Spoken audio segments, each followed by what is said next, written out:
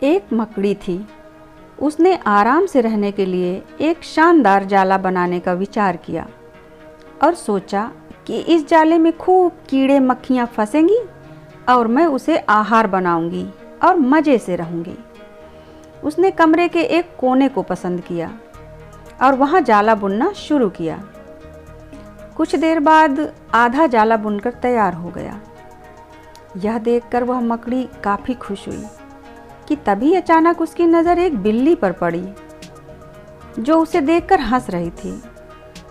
मकड़ी को गुस्सा आ गया और वह बिल्ली से बोली, हंस क्यों रही हो? हंसू नहीं तो क्या करूं? बिल्ली ने जवाब दिया, यहाँ तो मक्खियाँ ही नहीं हैं, ये जगह तो बिल्कुल साफ सुथरी है, यहाँ कौन आएगा तेरे जाले में? ये बात मकड़ी के गले उतर गई।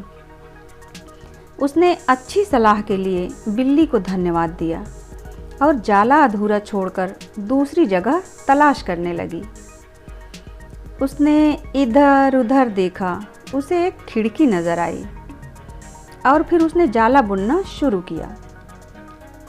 कुछ देर तक तो वह जाला बुनती रही।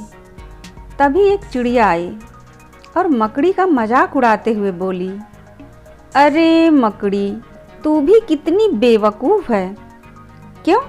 मकड़ी ने पूछा। चिड़िया उसे समझाने लगी, अरे यहाँ तो खिड़की से तेज़ हवा आती है, यहाँ तो तू अपने जाले के साथ ही उड़ जाएगी। मकड़ी को चिड़िया की बात ठीक लगी और वह वहाँ भी जाला अधूरा छोड़कर सोचने लगी, अब कहाँ जाला बनाया जाए। काफ़ी समय बीत चुका था और अब उसे भूख भी लगने लगी थी। तभी उसे एक अलमारी का खुला दरवाज़ा दिखा और उसने उसी में अपना जाला बुनना शुरू किया। कुछ जाला बुना ही था कि तभी उसे एक छिपकली नजर आई जो जाले को अचरज भरी नज़रों से देख रही थी।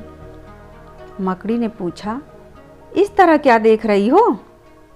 छिपकली बोली, अरे यहाँ कहाँ जाला बुनने चली आई, ये तो बेकार की अलमारी है।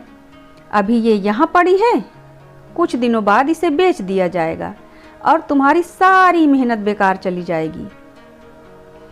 यह सुनकर मकड़ी ने वहाँ से भी हट जाना ही बेहतर समझा।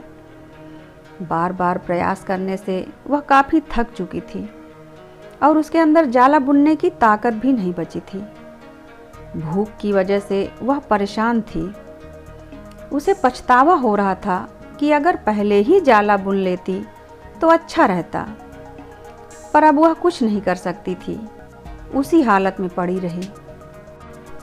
जब मकड़ी को लगा कि अब कुछ नहीं हो सकता तो उसने पास से गुजर रही चींटी से मदद करने का आग्रह किया।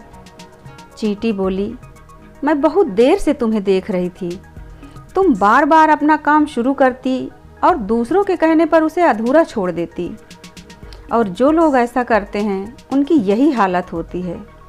और ऐसा कहते हुए चींटी अपने रास्ते चली गई और मकड़ी पछताती हुई निढाल पड़ी रही। दोस्तों, हमारी ज़िंदगी में भी कई बार कुछ ऐसा ही होता है।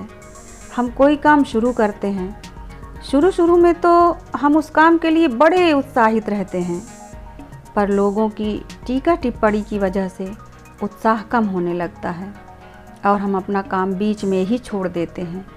और जब बाद में पता चलता है कि हम अपनी सफलता के कितने नज़दीक थे, तो बाद में पछतावे के अलावा कुछ नहीं बचता। धन्यवाद। जय हिंद। वंदे मातरम।